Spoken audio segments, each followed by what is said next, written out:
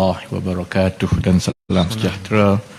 Terima kasih Datuk Seri Yang di-Pertua dan terima kasih kepada 16 ahli-ahli yang berhormat senator yang telah mengambil bahagian di dalam perbahasan dan berkisar kepada 3 isu utama. Sebahagian besarnya ialah secara umum, ada juga perkara-perkara yang ditimbulkan secara khusus. Pertama, bersabit dengan pertumbuhan ekonomi dan kos sara hidup. Kedua, berkenaan dengan perancangan kerajaan dalam usaha membasmi kemiskinan. Dan ketiga, persoalan mengenai keseimbangan pembangunan terutamanya di antara negeri-negeri dan kawasan-kawasan di dalam negara. Saya mohon izin Datuk Seri Yang di-Pertua supaya sementara ada jawapan-jawapan yang khusus, soalan-soalan yang khusus, tetapi lebih baik masa dimanfaatkan untuk saya menjawab perkara-perkara pokok mengenai ekonomi negara dan perancangan-perancangan yang disusun.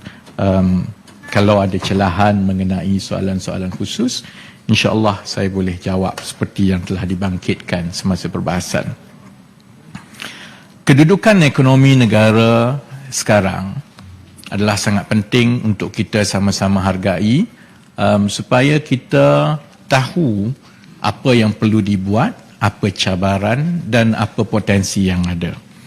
Memang benar bahawa keluaran dalam negara kasar ataupun KDNK negara meningkat sebanyak 8.7% bagi tahun 2022. Tetapi pertumbuhan itu sebenarnya semakin perlahan untuk 5 suku berturut-turut. Ia memberi gambaran bahawa sedang 8.7% itu nampak angka yang baik berbanding dengan tahun 2021 semasa ekonomi ditutup. Tetapi dalam keadaan kita bersedia mengharungi cabaran ekonomi global yang lebih mencabar, ada tanda-tanda bahawa pertumbuhan itu semakin mereda. Sebab itu untuk tahun 2023, negara diunjurkan akan mencapai pertumbuhan ekonomi 4.5%. Dan sekiranya keadaan ekonomi global lebih mencabar daripada yang diunjurkan, ataupun ada perkara-perkara atau peristiwa di luar jangka seperti yang telah berlaku dalam beberapa tahun kebelakangan ini, sudah tentu pertumbuhan ekonomi negara pada peringkat 4.5% itu juga akan terkesan. Sebab itu, saya ingin menarik perhatian Dewan bahawa dari 4 ke 7 tahun kebelakangan ini dengan segala pertukaran dan cabaran ekonomi global yang telah mempengaruhi negara kita, sebenarnya ada beberapa pengajaran penting yang boleh menjadi pedoman kepada kerajaan, kepada ahli-ahli politik dan kepada masyarakat dalam kita mengharungi cabaran ekonomi yang lebih mencabar dalam tahun 2023 ini. Pertama, Datuk Seri Yang di-Pertua, ekonomi sekarang ini sudah mirip kepada cuaca. Kita tahu bahawa akan ada masa yang harinya cerah dan akan ada masa hujan. Tambah pula cuaca seperti yang ada sekarang, dia tidak lagi boleh diramal seperti dahulu. Kalau hujan itu, dia tidak bermusim, dan hujan kalau dia turun dengan tiba-tiba dan boleh jadi banjir kilat. Itulah sebenarnya juga cabaran kepada ekonomi kita kerana dia tidak lagi boleh diramal dengan begitu tepat seperti sebelum ini kerana kitaran turun dan naik itu banyak terdedah kepada perkara-perkara yang di luar kawalan kita. Oleh sebab itu, pedoman yang pertama, perlulah kerajaan dan masyarakat menyediakan payung sebelum hujan.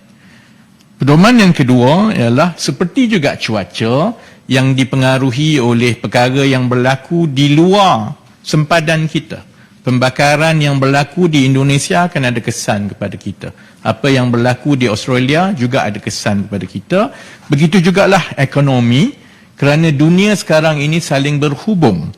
Maksudnya kita semakin terkesan dengan perkara-perkara yang sebenarnya bukan berpunca daripada kita. Contoh yang terbaik sekarang ini ialah dasar kerajaan Amerika Syarikat melalui Federal Reserve yang ingin mengekang inflasi di Amerika Syarikat dengan menaikkan kadar faedah secara agresif.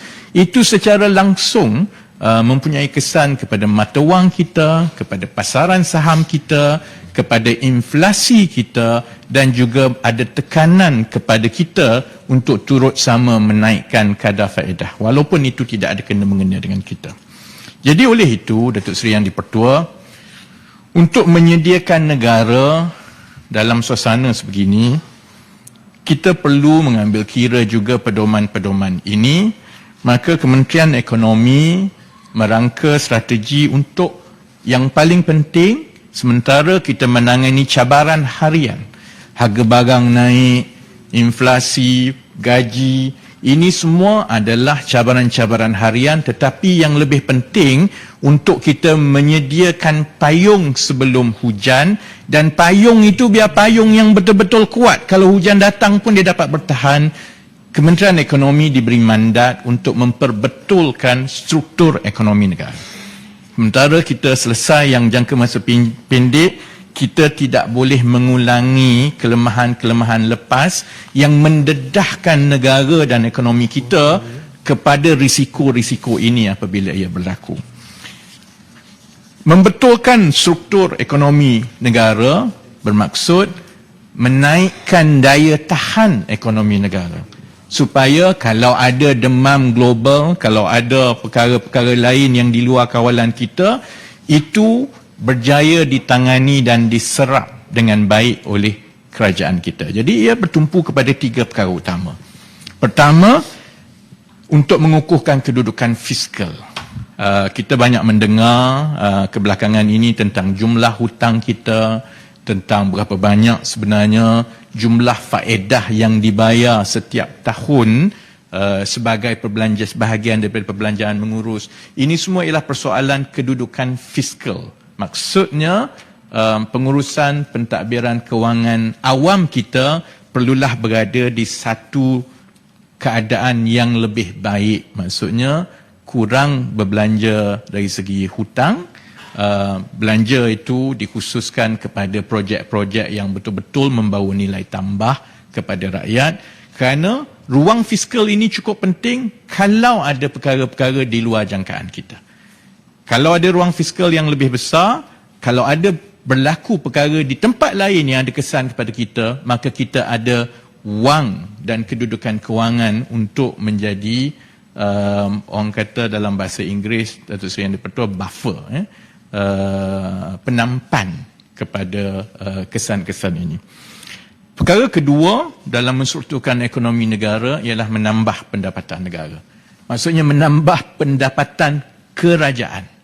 Kerana kalaupun ekonomi itu berkembang dengan baik, tetapi kalau ia tidak diterjemahkan kepada pendapatan khusus kepada kerajaan dalam bentuk hasil cukai dan bukan cukai, ia tetap akan ada masalah kepada kerajaan dan negara. Buat masa ini, Malaysia berada di tempat ketiga paling corot dalam rantau ini dari segi peratusan hasil kepada kerajaan sebagai nisbah kepada saiz ekonomi. Jadi maksudnya kalau saiz ekonomi berkembang besar pun, tidak tentu perkara itu akan menambah kedudukan kewangan kerajaan. Dan perkara ketiga yang kita akan beri tumpuan ialah menstrukturkan kegiatan ekonomi negara ke arah sektor-sektor yang menawarkan nilai tinggi. Buat masa sekarang contohnya 2 sektor utama yang kita beri tumpuan ialah sektor yang membabitkan tenaga boleh barui ataupun dalam bahasa Inggeris dengan izin renewable energy, dan yang kedua ialah ekonomi digital, kerana melalui aktiviti-aktiviti ini bukan sahaja ia boleh mencipta peluang pekerjaan yang menawarkan gaji yang lebih tinggi kepada tenaga kerja kita, ia juga akan menarik pelaburan daripada luar negara. Kerana banyak pelaburan luar negara ini, dia berkisar kepada 2 sektor ini. Satu yang bersabit dengan peralihan kepada tenaga boleh barui, dan yang kedua yang bersabit dengan ekonomi digital. Oleh yang demikian, Datuk Seri Yang di-Pertua, maka mengambil kira tanggungjawab dan keperluan menstruktur ekonomi ini, kerajaan mengambil pendekatan serampang pelbagai mata untuk kita memastikan supaya selain daripada kita menyelesaikan masalah harian, kita juga akan mengukuhkan kedudukan ekonomi supaya dapat menangani gangguan-gangguan tersebut. Saya bagi beberapa contoh dalam tempoh yang ada lebih kurang 10 minit. Apabila kita menangani kos sara hidup, ia tidak lagi cukup dengan kaedah sebelum ini yang bergantung kepada peruntukan kerajaan untuk mengawal harga. Kerana kalau tidak berhati-hati dengan memberi subsidi tetapi tidak membaiki rantaian perbekalan, ia mula ada gangguan kepada bekalan. Itulah yang berlaku dalam episod ayam dan telur 1 tahun yang lepas. Pada peringkat awal, kaedah yang biasa sebelum ini ialah untuk mengawal harga, tetapkan harga siling, kemudian bagi subsidi, tetapi pada satu peringkat sebenarnya harga siling yang ditetapkan itu dan subsidi yang diberikan sebenarnya merugikan kepada pengusaha-pengusaha. Jadi akhirnya pengusaha-pengusaha buat keputusan, kenapa perlu saya rugi untuk saya terus beroperasi, lebih baik saya simpan wang saya dan saya menutup. Maka itu seterusnya menimbulkan masalah yang baru, iaitu dia ada gangguan kepada bekalan. Jadi kaedah yang kalau sebelum ini dikenali dan diterima pakai oleh pentadbiran-pentadbiran yang lepas, oleh kerana cabaran itu berbeza sekarang, maka kita mengambil pendekatan yang lebih ada cara yang pelbagai. Contohnya pertama, tadi sahabat saya, Menteri Perdagangan Dalam Negeri ada, contohnya melalui menu rahmah. Fokusnya bukanlah untuk memastikan orang semua membeli pada harga RM5. Fokusnya ialah dengan menambah bekalan ataupun penawaran makanan pada harga RM5. Ini akan memberi isyarat kepada peniaga-peniaga lain bahawa jika mereka menaikkan harga secara tidak berpatutan, pembeli akan ada pilihan untuk bertukar kepada menu yang berharga RM5. Untuk jangka masa panjang, ini akan berjaya meredakan kenaikan harga makanan. Jadi pendekatannya lebih kepada pendekatan berbentuk ekonomi, bukan lagi campur tangan terus melalui subsidi ataupun memberi wang atau insentif kepada pengusaha-pengusaha. Begitu juga melalui apa yang diusahakan melalui inisiatif pendapatan rakyat ataupun melalui INSAN, Inisiatif Usahawan Makanan. Kita letakkan makanan perlu dibekalkan dan dijual pada harga serendah RM2. Dan ini sedang berlangsung sekarang. Bukanlah bermakna kita nak semua orang makan pada harga RM2. Tetapi ada golongan yang sebenarnya akan mendapat manfaat kerana bagi mereka RM2 pada mutu yang baik, itu sudah cukup bagi mereka. Penjelasan. Tunggu sekejap, saya habiskan ayat, kemudian saya bagi. Dan itu dengan lebih banyak inisiatif-inisiatif seperti ini yang menambahkan tawaran harga makanan siap pada harga yang lebih rendah, itu akan mula mempengaruhi dinamisme harga barang makanan di masa akan datang. Terima kasih Yang Berhormat Menteri, terima kasih Datuk Seri Timbalan Yang di-Pertua.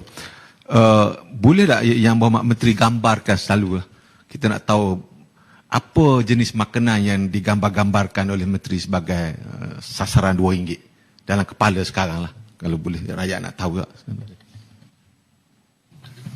Yang kami yang sekarang sudah beroperasi ialah makanan-makanan ruji yang selalu menjadi pilihan pada waktu pagi dan waktu tengah hari. Contohnya nasi lemak yang lauknya ialah ikan bilis goreng, telur rebus separuh dan juga sambal. Boleh dijual pada harga RM2. Kerana semasa kami membangunkan inisiatif ini, kita sudah kaji sebenarnya berapa kos dan kos-kos lain yang terlibat. Jadi bila kita tanggung dengan kita menyediakan mesin vending contohnya, kita tanggung sewa, kita tanggung elektrik kerana dia tak perlu bayar elektrik, dia tidak ada pekerja, dia hanya siapkan sebenarnya pada harga RM2, margin keuntungan itu masih ada dan peserta-peserta ini berjaya menjana pendapatan antara RM2,000 ke RM2,500 sebulan bersih. Maksudnya dia mendapat jualan antara RM3,000 ke RM4,000 sebulan. Jadi sebab yang selalunya mahal itu ialah perkara-perkara lain macam sewa, macam pekerja dan lain-lain kan. Jadi ini adalah sebahagian daripada contoh-contoh pendekatan serampang pelbagai mata yang diambil oleh kerajaan sekarang. Dia bukan bersifat seperti sebelum ini ambil peruntukan besar, umum, tabur dan kita berharap ia akan mendatangkan hasil. Kerana kita tahu ia mestilah yang bersifat mengubah struktur ekonomi yang ada. Mohon celah Yang Berhormat Menteri. Terima kasih Datuk Seri Yang di-Pertua. Nasi lemak yang disebutkan tadi harganya RM1.50 je. Yang nasi lemak yang disebutkan tadi sudah naik harga kepada RM2. Semalam saya makan RM1.50 je.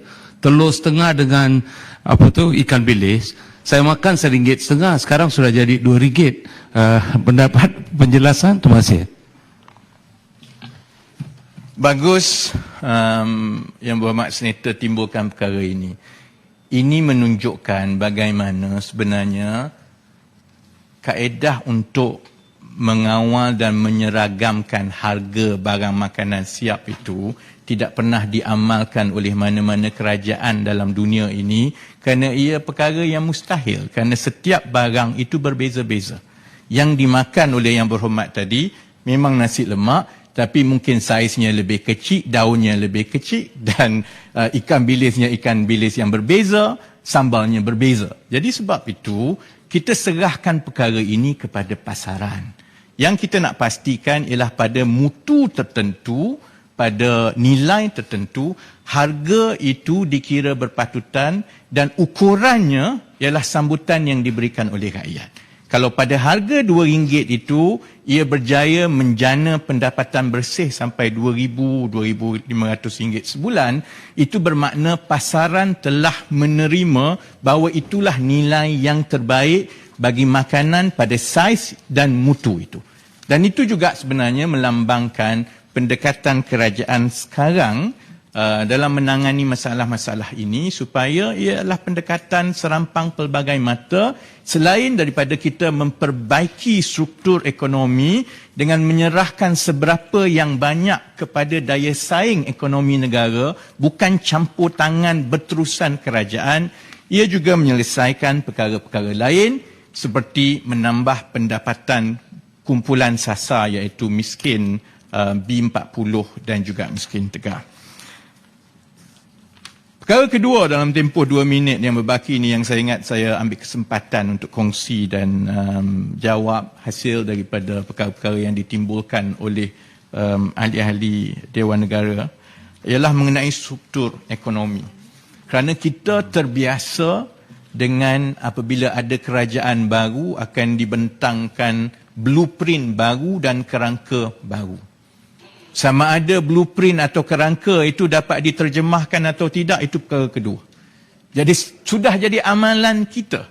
Setiap kali ada Perdana Menteri baru ataupun pentadbiran baru, kita akan berbelanja wang untuk menghasilkan dasar Mohon baru. mencelah. Saya nak habiskan.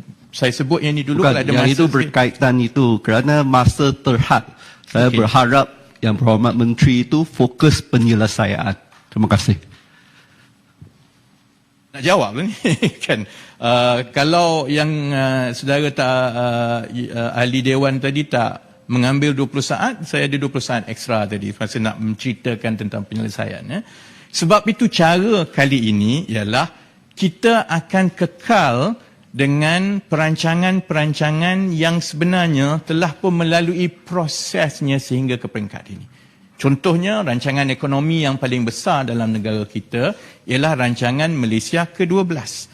Telah melalui proses daripada peringkat paling bawah ke peringkat paling atas dan telah diluluskan oleh Parlimen pun. Masalahnya ialah pelaksanaan itu selalunya tersasar. Jadi sebab itu, berdasarkan kerangka yang ada dalam rancangan Malaysia ke-12, tumpuan pelaksanaan untuk tempoh 2-3 tahun akan datang ini ialah untuk mempercepatkan dua sektor yang saya telah sebut tadi, iaitu pertama, peralihan tenaga kepada tenaga boleh barui, dan yang kedua ialah mempesatkan ekonomi digital di negara ini. Kalau Datuk Seri Yang di-Pertua bagi saya 2-3 minit lagi. Ya? Saya minta sikit.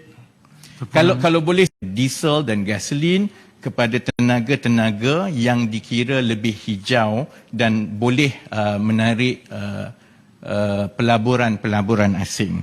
Begitu juga dengan untuk mempesatkan. Boleh sikit ikut. Saya kena tanya Saya speaker. terinteresting yang pasal tenaga. Saya ingat biar Menteri teruskan. Okey. Kan.